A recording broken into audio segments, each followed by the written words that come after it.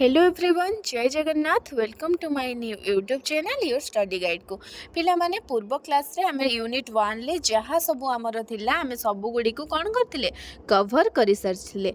जो माने क्लास गुडी को देखि ना हो तो पूर्व वीडियो को देखिकी तापरे नेक्स्ट क्लास कर, कारण तुमे जदि पूर्व वीडियो न देखिबो किछि भी क्लास बुझी परिबो नाही।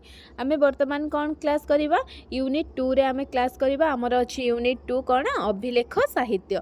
पूर्व क्लास रे आमे आमर जो थिला कौन लोक साहित्य संपर्क रे आमे सबु किछि आलोचना करि सारिछंती हैला। चलो बेसी किछि न आलोचना करी आमे जल्दी जल्दी हमर क्लास टी को स्टार्ट कर दबा। तुमे माने पिला माने मु तुम मन पई बहुत इंपोर्टेंस प्रथमे बुझिबो अभिलेख कौन तापरे जाई लिखिबो हैला। चलो आज आमे क्लास टी को स्टार्ट कर दबा। प्राचीन काल रे राजा माने सेमानंकर आदेश, घोषणा, विजय, शासनपत्र इत्यादि को जनसाधारण गोचरार्थे शिलारे खोदन कराउथिले। माने से कौन करथिले ना पत्थर रे लेखुथिले। शिला अर्थात पत्थर बा ताम्रपत्र रे लिखन कराउथिला। प्राचीन काल रे लेखिबार प्रधान उपकरण थिला कौन तालपत्र। आगुरु कौन करथिले ना लोक माने तालपत्र रे सब किछि लेखुथिले, किंतु मात्र तालपत्र बहुकाल स्थायी हेउ नथिबारु शिला और ताम्र फलक को स्थायी माध्यम रूपे सेतेबेले ग्रहण करा जाउथिला। जेतेबेले कौन हैला ना तालपत्र रे लेखिबा आउ संभवपर हैला नाही, कारण एटा स्थायी होई रहिलानी। तापरे कौन हैला ना शिला रे लेखिबा आरंभ कले। शिला रे लेखुथिबारु एहा शिलालेख। शिला लेखे लेखुथिबा शिला अर्थात पत्थर रे खोदित कराउथिले। ताहले जानि पारलो शिलालेख कौन।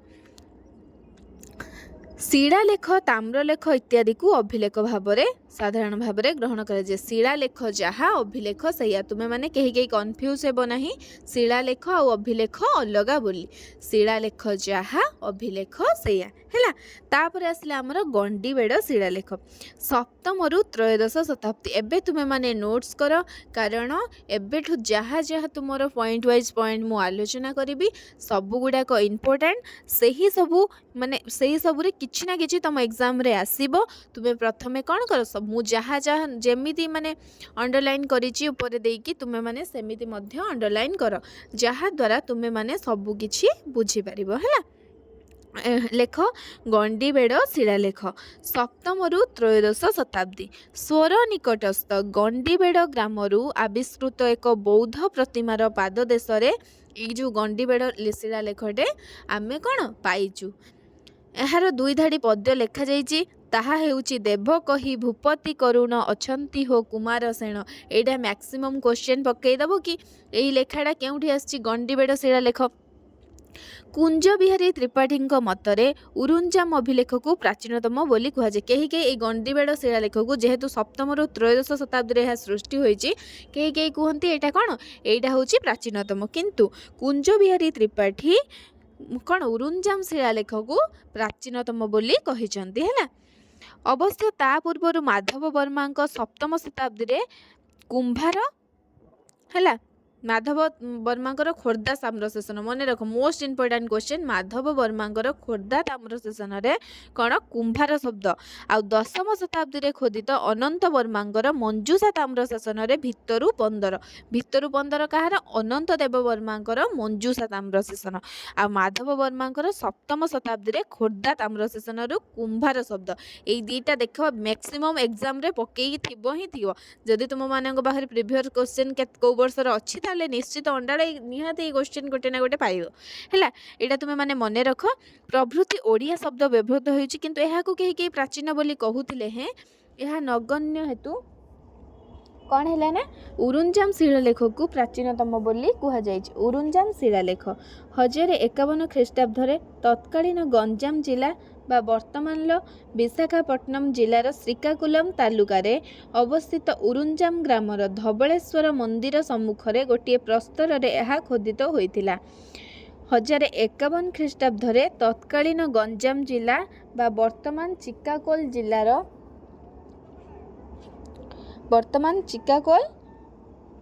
जिलार विशाखापट्टनम श्रीकाकुलम तालुकाले अवस्थित उरुंजाम ग्रामर धबलेश्वर मंदिर सम्मुखरे गोटे प्रस्तर रेहा खोदित होइथिला।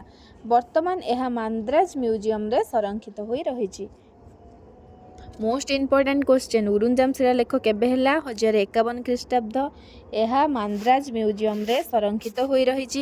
ଏହାକୁ ସର୍ବପ୍ରାଚୀନ ବୋଲି କୁଞ୍ଜ ବିହାରୀ ତ୍ରିପାଠୀ କହିଛନ୍ତି। କିଏ କହିଛନ୍ତି? କୁଞ୍ଜ ବିହାରୀ ତ୍ରିପାଠୀ। ଏହା ଦ୍ୱିତୀୟ ବଜ୍ରହସ୍ତ ଦେବଙ୍କ ଦ୍ୱାରା ଖୋଦିତ ହୋଇଛି। ଏହା ଦେବନାଗରୀ ଲିପିରେ ଲେଖାଯାଇଛି। Very very important. ଆମର ଯେଉଁ ଉରୁଞ୍ଜାମ ଶିଳାଲେଖ ଏଇଟା ହେଉଛି ତୁମେ ମାନେ ପୁରା ମାଇଣ୍ଡରେ ସେଟ୍ କରି ରଖ ଯେ 1051 ଦ୍ୱିତୀୟ ବଜ୍ରହସ୍ତ ଦେବ କୁଞ୍ଜ ବିହାରୀ ତ୍ରିପାଠୀ ଏହାକୁ ପ୍ରାଚୀନ ବୋଲି କହିଛନ୍ତି। ଏହା ମାନ୍ଦ୍ରାଜ ମ୍ୟୁଜିୟମରେ ସଂରକ୍ଷିତ ହୋଇଛି ଆଉ ଦେବନାଗରୀ ଲିପିରେ ଲିଖିତ ହେଲା। ଏହି ଶିଳାଲେଖରେ ଆମେ ଓଡ଼ିଆ ତେଲୁଗୁ ଭାଷାର ବ୍ୟବହାର ଦେଖିବାକୁ ମିଳିଥାଉ। ଏହି ଶିଳାଲେଖରେ ବିଭିନ୍ନ ଶବ୍ଦ ତିଆରି ହେଇଛି କିନ୍ତୁ ତୁମମାନଙ୍କ ପାଇଁ ସେଇ ସବୁ ଶବ୍ଦ ମନେ ରଖିବା ସମ୍ଭବପର ନୁହେଁ। ତେଣୁକରି ତୁମମାନଙ୍କ ପାଇଁ ଯାହା ପସିବୁଲ ତୁମେମାନେ ମନେ ରଖ ହେଲା। ତାପରେ ଉରୁଞ୍ଜାମ ଶିଳାଲେଖ ପରେ ଆସିଲା ଆମର ଭୁବନେଶ୍ୱର ଦ୍ୱିଭାଷିକ ଶିଳାଲେଖ। ହଁ ମନେ ରଖ ଉରୁଞ୍ଜାମ ଶିଳାଲେଖରେ 15ଟି ତେଲୁଗୁ ଶବ୍ଦ ଦେଖିବାକୁ ମିଳେ ହେଲା।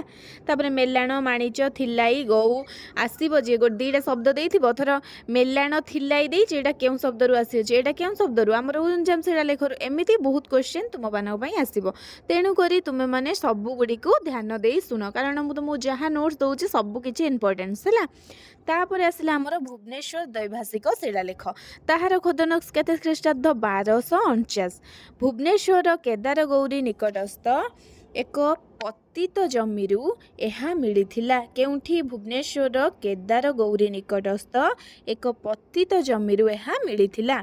ବର୍ତ୍ତମାନ ଏହା କଲିକତା ବିଶ୍ୱବିଦ୍ୟାଳୟରେ ଆଶୁତୋଷ ମ୍ୟୁଜିୟମରେ ସଂରକ୍ଷିତ ହୋଇଛି। କେଉଁଠାରେ? ଆମର ଭୁବନେଶ୍ୱର ଦ୍ୱୈଭାଷିକ ଶିଳାଲେଖ। ସେ ସମୟରେ ରାଜା ଥିଲେ ଦ୍ୱିତୀୟ ନରସିଂହ ଦେବ। ମୋଷ୍ଟ ଇମ୍ପୋର୍ଟାଣ୍ଟ ମନେ ରଖ ଭୁବନେଶ୍ୱର ଶିଳାଲେଖ କେଉଁଠି ହେଲା? ଭୁବନେଶ୍ୱର ନିକଟରେ କେଦାରଗୌରୀ ନିକଟସ୍ଥ ଏକ ପତିତ ଜମିରୁ। ଏହା ଏବେ କେଉଁଠି ସଂରକ୍ଷିତ ରହିଛି? କଲିକତା ମ୍ୟୁଜିୟମରେ। ଆମର ଉରୁଞ୍ଜାମଟା କେଉଁଠି ରହିଥିଲା? ମାନ୍ଦ୍ରାଜ ମ୍ୟୁଜିୟମରେ। ମନେ ରଖ ସବୁ। ତାପରେ ସେ ସମୟରେ ରାଜା ଥିଲେ ଦ୍ୱିତୀୟ ନରସିଂହ ଦେବ। ଭୁବନେଶ୍ୱର ଦ୍ୱୈଭାଷିକ ଶିଳାଲେଖ ଆମର ଦ୍ୱିତୀୟ ନରସିଂହଙ୍କ ଦେବଙ୍କ ଦ୍ୱାରା ହେଇଛି ହେଲା। ତାପରେ ଏହାର ଗୋଟିଏ ପାର୍ଶ୍ୱରେ ପ୍ରତ୍ନ ଓଡ଼ିଆ ଓ ତାମିଲ ଭାଷା ଦେଖିବାକୁ ମିଳେ। ମୋଷ୍ଟ ଇମ୍ପୋର୍ଟାଣ୍ଟ ପ୍ରତ୍ନ ଓଡ଼ିଆ ଆଉ ତାମିଲ ଭାଷା କେଉଁ ଶିଳାଲେଖରେ ଦେଖିବାକୁ ମିଳେ? ତୁମେ ଲେଖିଦେବ କ'ଣ? ଭୁବନେଶ୍ୱର ଦ୍ୱୈଭାଷିକ ଶିଳାଲେଖ। ବିଜେ ବାଘମରା ବାରବାଟୀ କନ୍ଧାକଳା ମାଢ଼ ତହୁଁ ରବିବାର ଏମିତି ବିଭିନ୍ନ ପ୍ରକାର ଶବ୍ଦ ଦେଇଛି। ତୁମେ ଗୁଡ଼ାକ ମ୍ୟାକ୍ସିମମ୍ ଶବ୍ଦ ମନେ ରଖିପାରିବନି କାରଣ ବହୁତ ଗୁଡ଼ିଏ ଶବ୍ଦ ଦେଇଛି। ତୁମ ପାଇଁ ଯେତିକି ଇମ୍ପୋର୍ଟାନ୍ସ ତୁମ ଦ୍ୱାରା ସମ୍ଭବ ତୁମେମାନେ ମନେ ରଖ ହେଲା। ଏବେ ଗଲା ଆମର ଭୁବନେଶ୍ୱର ଦ୍ୱୈଭାଷିକ ଶିଳାଲେଖ।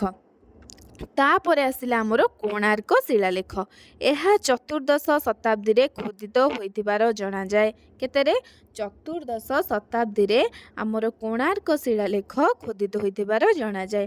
ଡକ୍ଟର କୁଞ୍ଜ ବିହାରୀ ତ୍ରିପାଠୀ ପାଠ ଅନୁସାରେ ଶିଳାଲିପିଟିର ଭାଷା ହେଉଛି ଶ୍ରୀ ବୟଭଣ୍ଡାର ଅଧିକାରୀ ବଲାଇ ନାୟକ ଭଣ୍ଡାରୀ ନାୟକ ଆଲାଲୁ ନାୟକ କୋଷ୍ଠକରଣ ଇତ୍ୟାଦି ଦେଖିବାକୁ ମିଳେ।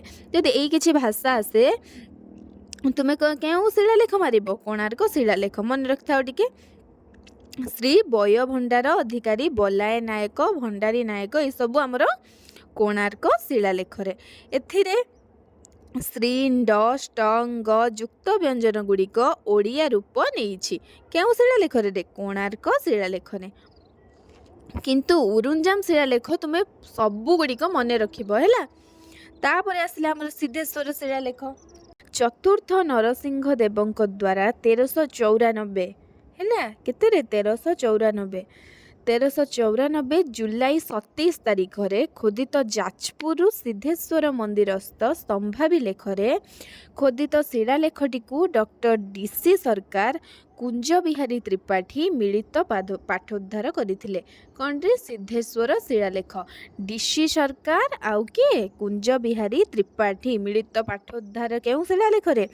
ସିଦ୍ଧେଶ୍ୱର ଶିଳାଲେଖରେ କରିଥିଲେ ହେଲା। ଏଥିରେ ବିଶେଷ କିଛି ନାହିଁ ଖାଲି ମନେ ରଖିଥାଅ ସିଦ୍ଧେଶ୍ୱର ଶିଳାଲେଖ 1394 କ'ଣ? ଡି.ସି. ସରକାର ଆଉ କୁଞ୍ଜ ବିହାରୀ ତ୍ରିପାଠୀ।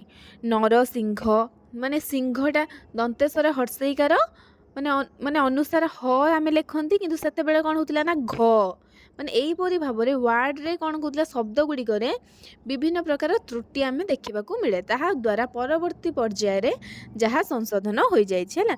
ମୁଦୁଲି ପାଇକ ଚତୁର୍ଦିଗ ଏଇସବୁ କେଉଁ ଶବ୍ଦ ଆସିଛି ରେ? ସିଦ୍ଧେଶ୍ୱର ଶିଳାଲେଖ। ମନ ଦେଇକି ଶୁଣ। ଫାଷ୍ଟ ଆମେ କ'ଣ ଜାଣିଲେ, ଉରୁଞ୍ଜାମ ଶିଳାଲେଖ କେବେ 1051, ଭୁବନେଶ୍ୱର ଦୈଭାଷିକ ଶିଳାଲେଖ 1249 ହେଲା। କୋଣାର୍କ ଶିଳାଲେଖରେ ସମୟସୀମା ଦେଇନାହିଁ ହେଲା।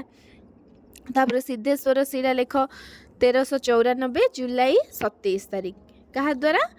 ଆମର ଯେଉଁ କୁଞ୍ଜ ବିହାରୀ ତ୍ରିପାଠୀ ଆଉ ଡିସି ସରକାର ହେଲା। ଏଇଭଳିଆ ତୁମେ ମନେ ରଖ। ତାପରେ ଆସିଲା ଜୟ ବିଜୟ ଶିଳାଲେଖ 1451। ଏହାର ସମୟ ସୀମା ହେଉଛି 1451। ପ୍ରତାପରୁଦ୍ର ଦେବଙ୍କ ଚତୁର୍ଥ ଅଙ୍କରେ ଖୋଦିତ ହୋଇଥିବାରୁ ଏହାକୁ 1500 ବୋଲି କୁହାଯାଏ। ଏଇଟା ଯେଉଁ ଆମ ରାଜା ପ୍ରତାପରୁଦ୍ର ଦେବରେ ଖୋଦିତ ହୋଇଥିବାର କେହି କୁହନ୍ତି। ଏହାର ଭାଷା ଟିକେ ମନେ ରଖ, very very important. ବୀରଶ୍ରୀ Gajapati Goudeswar ନବକୋଟି Karnata Kalabargeswar. ଏଇଟାର ଜୟ ବିଜୟ ଶିଳାଲେଖରେ 1451 ମାନେ କେହି କୁହନ୍ତି ଏଇଟା ନରସିଂହ ଦେବ, ବି କେହି କୁହନ୍ତି ପ୍ରତାପରୁଦ୍ର ଦେବ। ଏଇଟା ଟିକେ ମାନେ କେହି ଯେଉଁଟା ତୁମମାନଙ୍କୁ ଦେଇଥିବ ଅପସନରେ ତୁମେ ସେଇଟା ହିଁ ମାରିବ ହେଲା। ତାପରେ ଆସିଲା ଆମର ଜଗନ୍ନାଥ ମନ୍ଦିର ଶିଳାଲେଖ ହେଲା। ଜଗନ୍ନାଥ ମନ୍ଦିର, ପୁରୀ ଶ୍ରୀ ଜଗନ୍ନାଥ ମନ୍ଦିର ଜୟ ବିଜୟ ବାମ ପାର୍ଶ୍ୱରେ ଏହି ଶିଳାଲେଖଟି ଉତ୍କୀର୍ଣ୍ଣ ହୋଇଥିଲା। କେଉଁଠିରେ? ପୁରୀ ଜଗନ୍ନାଥ ମନ୍ଦିରର ଜୟ ବିଜୟ ବାମ ପାର୍ଶ୍ୱରେ ଏହି ଶିଳାଲେଖଟି ଉତ୍କୀର୍ଣ୍ଣ ହୋଇଥିଲା। ଏହି ଶିଳାଲେଖର ପାଠ ମନମୋହନ ଚକ୍ରବର୍ତ୍ତୀ 1893ରେ journal of Asiatic society of Bengal ପତ୍ରିକାରେ ପ୍ରବନ୍ଧଟିଏ ଲେଖିଥିଲେ। ମନେ ରଖ, ଏହି ଶିଳାଲେଖର ପାଠ ମନମୋହନ ଚକ୍ରବର୍ତ୍ତୀ 1893ରେ journal of Asiatic society of Bengal ପତ୍ରିକାରେ ପ୍ରବନ୍ଧ ଲେଖିଥିଲେ।